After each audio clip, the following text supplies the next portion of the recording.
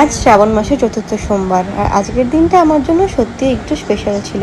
অনেক দিন ধরে ইচ্ছে ছিল শ্রাবণ মাসের কোনো একটা সোমবার মহাদেবের দর্শন করতে যাব, আর আজ সেই ইচ্ছাটাই পূরণ করতে বেরিয়ে পড়লাম বর্ধমানের 108 শিব মন্দিরের উদ্দেশ্যে। সত্যি বলতে আজকে বেরোনোর আগে একটু দ্বিধায় ছিলাম। শরীরটা কয়েকদিন ধরে খুব একটা ভালো যাচ্ছিল না, আর তার মধ্যে এতটা লং জার্নি, কিন্তু মনের মধ্যে একটা ইচ্ছা ছিল আজ যেতেই হবে। তাই বেশি কিছু না ভেবে তৈরি হয়ে বেরিয়ে পড়লাম ওই সকাল 6টা নাগাদ। সকাল থেকে জার্নি শুরু। রাস্তায় যেতে যেতে চারপাশের ভিউ দেখতে দেখতে গল্প করতে করতে সবটাই বেশ ভালোই কাটছিল। প্রথমে চলে গেলাম দক্ষিণেশ্বরের এখানে একটা ঘাট আছে, আলমবাজার ঘাট, ঘাটটার নাম মেবি। ওখান থেকে আমরা জল তুলে নিলাম। ডেস্টিনেশন নিয়ে খুব একটা আলাদা এক্সাইটমেন্ট চলছিল মনের মধ্যে। মাঝে মাঝে মনে হচ্ছিল এতটা দূরে যাচ্ছি, পৌঁছতে কত সময় লাগবে, কিন্তু আবার পরক্ষণে মনে হচ্ছিল যেদিন কোনো জায়গায় যাওয়ার ইচ্ছা থাকে সেদিন পথটা যতটাই লম্বা হোক না কেন, সামহাও সেই জার্নিটাও এনজয় করা যায়।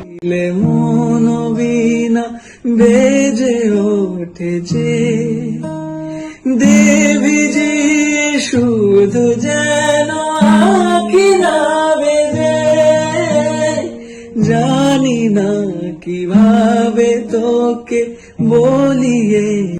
অবশেষে অনেকটা পথ পেরিয়ে আমরা পৌঁছে গেলাম বর্ধমানের 108 শিব মন্দিরে। মন্দিরে চত্বরে ঢোকার পর থেকেই পুরো পরিবেশটা খুব ভালো লাগছিল। গরমও ছিল বেশ, শ্রাবণ মাসের মাস, তার মধ্যে সোমবার, চারপাশে ভক্তদের আনাগোনা, সব মিলিয়ে সুন্দর ডিভোশনাল অ্যাটমসফিয়ার। আর এতগুলো শিব মন্দির একসঙ্গে দেখে সত্যিই মনটা অনেক ভালো হয়ে গেছিলো। প্রথমে মহাদেবের দর্শন করার জন্য লাইনে এখানে দাঁড়িয়ে পড়েছিলাম।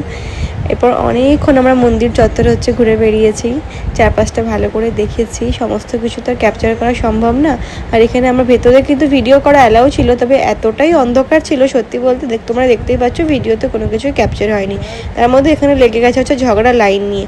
আমি এটাই বুঝে পাই না কেন এইগুলো করে। যদি সবাই এরকম কষ্ট করে লাইন দিয়ে পুজো দিচ্ছে, তাহলে অনেক মানুষ এরকম মাঝখান থেকে জোর করে সে ঢোকার চেষ্টাটা কেন করে, সেটা আমি এখনও বুঝে উঠতে পারি না। জিনিসটা আমার একদমই পছন্দ নয়। তো যাই হোক, তারপর আমরা আস্তে আস্তে সমস্ত আশেপাশের মন্দিরগুলো ঘুরে ঘুরে দেখছিলাম। মানে সবকটাই মন্দির কিন্তু আমরা ঘুরে ঘুরে দেখেছি। পুরো 108টা মন্দিরই আমরা কিন্তু ঘুরে ঘুরে দেখেছি। আর প্রত্যেকটা মন্দিরের ওপরে কিন্তু এরকম সমস্ত শিবের নাম লেখা ছিল। তো চলো, তারপর আমরা চলে গেছিলাম যে পুজো সেরে নিজের পেট পুজো করার জন্য। খুব জোর খিদে পেয়ে গেছিলো, সকাল থেকে কিচ্ছু খাইনি পুজো দেবো বলেই। তো পুজো দিয়ে বেরিয়ে আগে একটু খাওয়া দাওয়া করে এখানে শক্তিগড়ে দাঁড়িয়েছিলাম ল্যাংচা নেবো বলে। শক্তিগড় দিয়ে যাবো, ল্যাংচা নেবো না তা কি করে হয় বলো। তারপর ল্যাংচা কিনে তারপরে চলে এসেছিলাম বাড়ি। মাঝে আর কোনো ভিডিও করা হয়নি, কারণ প্রচণ্ড পরিমাণে রোদ ছিল। তো আজকে ব্লগটা এখানে এন্ড করলাম। সবাই খুব ভালো থেকো, দেখা হবে নেক্সট ব্লগে। বাই।